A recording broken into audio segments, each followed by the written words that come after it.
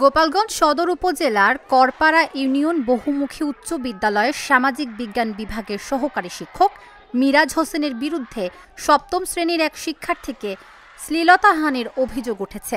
এ ঘটনায় ক্লাস বর্জন করে অভিযুক্ত শিক্ষকের শাস্তির দাবিতে বিক্ষোভ কর্মসূচি পালন করেছে শিক্ষার্থীরা।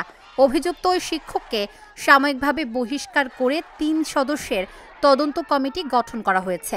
৬ আগস্ট সপ্তম শ্রেণীর ওই শিক্ষার্থী প্রাইভেট শেষ করে বাসায় ফেরার আগে শিক্ষক মিরাজ হোসেন তার সঙ্গে শ্লীলতাহানির চেষ্টা করে। পরবর্তীতে বিষয়টি জানাজানি হলে বিদ্যালয়ের অন্যান্য শিক্ষার্থীর অভিভাবকরা স্কুলে গিয়ে প্রধান শিক্ষককে বিষয়টি জানায়। তারা আশ্বাস দিলেও এখন পর্যন্ত এই বিষয়টি নিয়ে বিদ্যালয় কর্তৃপক্ষ কোনো ব্যবস্থা নেয়নি।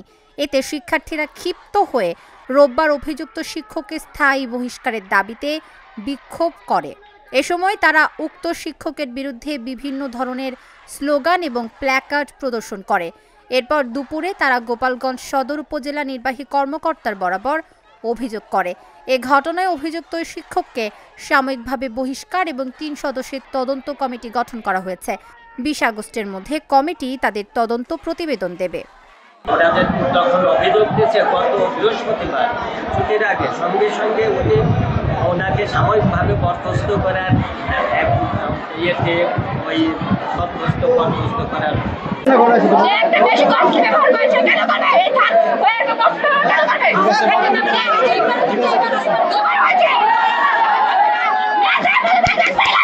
যে করপাড়া বহুমুখী উচ্চ বিদ্যালয়ের সপ্তম শ্রেণীর ছাত্রী আমার নাতনি, সে নাবালক শিশু, স্কুলের সহকারী শিক্ষক মিরাজ হোসেন মোল্লা, সে ইতিপূর্বে আরও বিচ্ছিন্ন কয়েকটা ঘটনা ঘটিয়েছে। এই তদন্ত দেখা যায় সে আরও কয়েকবার ঘটনা ঘটেছে। তাকে বহিষ্কার না করার কারণে সে আস্তে আস্তে আরও সামনের দিকে অগ্রসর হচ্ছে। শিক্ষা কার্যক্রম এবং ওনার সার্টিফিকেট শিক্ষা বোর্ড থেকে বাতিল দাবি করছে। তার জন্য কোনো ওনারা পারবেন না, উনি খালি আমারই জিজ্ঞাসা উনি যাতে কোনো স্কুলে যাতে কোনোদিন শিক্ষা কার্যক্রম না চালাতে পারে, ছাত্রদের এই ধরনের ক্ষতি না করতে পারে ছাত্রীদের, তার জন্য ওনার শিক্ষা কার্যক্রম